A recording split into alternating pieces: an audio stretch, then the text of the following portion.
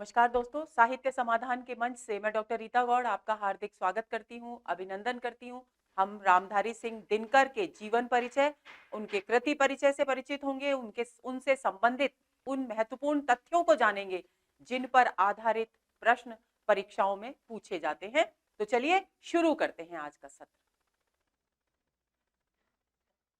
सबसे पहले दोस्तों जो जानना जरूरी है हमारे लिए वो है कि रामधारी सिंह दिनकर जिस प्रकार जयशंकर प्रसाद छायावाद के कवि माने जाते हैं, उनके उसके आधार स्तंभ माने जाते हैं, उसी तरह से रामधारी सिंह दिनकर का संबंध आखिर कौन सी काव्य धारा से है।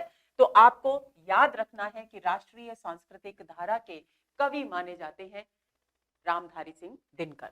आपका जन्म 23 दिसंबर 1908 को हुआ और कहां हुआ? मुंगेर जनपद के सिमरिया घाट नामक गांव में, जो बिहार में स्थित है। आपने बीए तक की शिक्षा पटना विश्वविद्यालय से प्राप्त की और कार्य क्षेत्र की बात करें तो आप सबसे पहले सीतामढ़ी नामक स्थान पर सब रजिस्ट्रार के पद पर नियुक्त किए गए।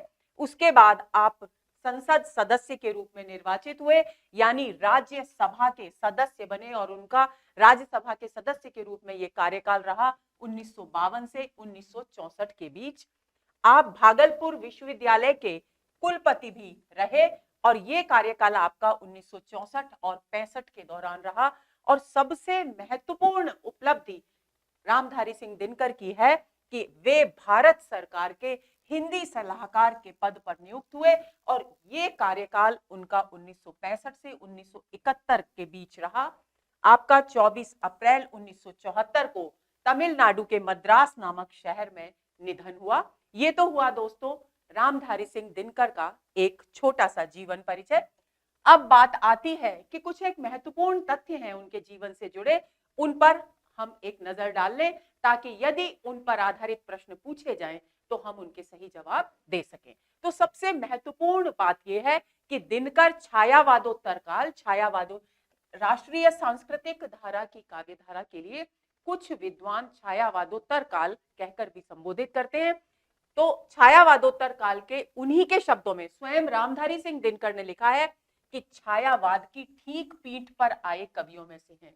यानी वे स्वयं अपने लिए क्या कहते हैं कि वे उन कवियों में से हैं जो छायावाद की ठीक पीठ पर आए। पीठ पर आने का मतलब है कि छायावाद के समाप्त होते ही जो कवियों की एक नई श्रृंखला आई, एक नई धारा प्रारंभ हुई, उसी धारा से जुड़े हुए कवि हैं वे, ऐसा वे स्वयं कहते हैं।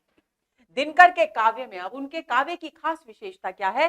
दिनकर के काव्य में जीवन और समाज का परिचित परिवेश अभिव्यक्त हुआ है, यानी भले ही उसमें राष्ट्रीय चेतना, सांस्कृतिक चेतना की सशक्त अभिव्यक्ति हुई हो, लेकिन फिर भी कवि ने अपनी लगभग सभी रचनाओं में अपने समकालीन जीवन और समाज को उपेक्षित नहीं किया है। यानी उनकी कहीं भी जहां भी उन्हें अवसर मिला है वे जीवन और समाज की समस्याओं से जुड़कर ही साहित्य सृजन करते रहे हैं।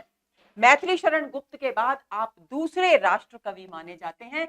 ये ध्यान आपको रखना है कि दूसरे राष्ट्र कवि कौन है। तो रामधारी सिंह दिनकर भारत के दूसरे राष्ट्र कवि माने जाते हैं। 3 बार आप राज्यसभा के सदस्य चुने गए, बहुत ही महत्वपूर्ण बिंदु है, इसे भी आप भूलेंगे नहीं। आगे चलें। अब बात आती है उनकी कृतियों की। तो दोस्तों मैं आपको बता दूं कि आपने कविताएं भी लिखी, काव्य भी लिखे, मुक्तक कृतियां रचनाएं भी लिखी, यानी मुक्तक कविताएं भी लिखी, प्रबंध रचनाएं भी लिखी। लेकिन उनकी जो प्रबंध रचनाएं हैं उनमें नए प्रयोग उन्होंने किए। परंपरागत जो प्रबंध रचनाओं का स्वरूप हमें देखने को मिलता है वो दिनकर के काव्य में नहीं मिलता। तो इसलिए आपको ये बात ध्यान में रखनी है। कुरुक्षेत्र उनकी एक प्रबंध कृति है, लेकिन उसमें परंपरागत स्वरूप के अतिरिक्त अनेक प्रकार के नए प्रयोग भी शिल्प के स्तर पर कवि ने किए हैं।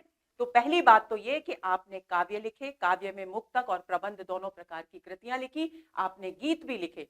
उसके अलावा आपने गद्य साहित्य की बात करें तो उसमें निबंध लिखे, लेख लिखे, आलोचना लिखी। तो इस प्रकार कविता लेखन और गद्य लेखन दोनों पर समान भाव से, समान अधिकार के साथ लेखनी चलाई दिनकर जी ने। आपकी लगभग 50 कृतियां प्रकाशित हुई, लेकिन हम उनमें से केवल कुछ प्रमुख का यहाँ नामोल्लेख करेंगे जो कि बहुत महत्वपूर्ण मानी जाती है। तो उनकी सबसे महत्वपूर्ण पहली उल्लेखनीय कृति है रेणुका, जो कि एक कविता संग्रह है। ये काव्य कृतियां हैं, अधिकांश जो गद्य कृतियां हैं उनके नाम के आगे मैंने गद्य लिख दिया है ताकि आपको स्मरण रहे। तो रेणुका का प्रकाशन दोस्तों 1935 में हुआ। हुंकार का प्रकाशन 1938 में हुआ। राष्ट्रीय और सांस्कृतिक चेतना उनकी कविता का मूल स्वर है, इसे आप भूलेंगे नहीं। रसवंती 1939 में प्रकाशित हुई। मिट्टी की ओर का प्रकाशन हुआ 1946 में, और ये मिट्टी की ओर उनकी गद्यात्मक कृति है। कुरुक्षेत्र 1946 में प्रकाशित हुआ। इस प्रकाशन वर्ष को बिल्कुल नहीं भूलेंगे। आगे चलें। बापू 1947 में प्रकाशित। सामधेनी 1947 में प्रकाशित हुई। रश्मि रथी एक बहुत ही महत्वपूर्ण कृति है। आपके पाठ्यक्रम में 12वीं में कृष्ण की चेतावनी नाम से एक अंश होगा जो कि रश्मि रथी का अंश माना जाता है, तो आप उसको स्मरण कर ले। और रश्मि रथी 1952 में प्रकाशित हुई, इसे कंठस्थ कर ले। कवि की बहुत ही महत्वपूर्ण रचना है ये। नीम के पत्ते 1954 में प्रकाशित। नील कुसुम का प्रकाशन 1955 में हुआ। और संस्कृति के 4 अध्याय उनकी एक गद्य कृति है जो भारतीय संस्कृति के विविध पहलुओं पर बहुत गहराई से, बहुत विस्तार से प्रकाश डालती है। इसका प्रकाशन 1956 में हुआ। आगे चलें। काव्य की भूमिका 1958 में प्रकाशित हुई। यह भी उनकी एक आलोचनात्मक गद्य से संबंधित कृति है। उर्वशी एक और महत्वपूर्ण उनकी रचना, इसका प्रकाशन वर्ष भी नहीं भूलेंगे। उर्वशी का प्रकाशन 1961 में हुआ। परशुराम की प्रतीक्षा ये एक अन्य महत्वपूर्ण रचना है कवि की, इसका प्रकाशन वर्ष भी कंठस्थ कर लेंगे। 1963 में प्रकाशित हुई परशुराम की प्रतीक्षा।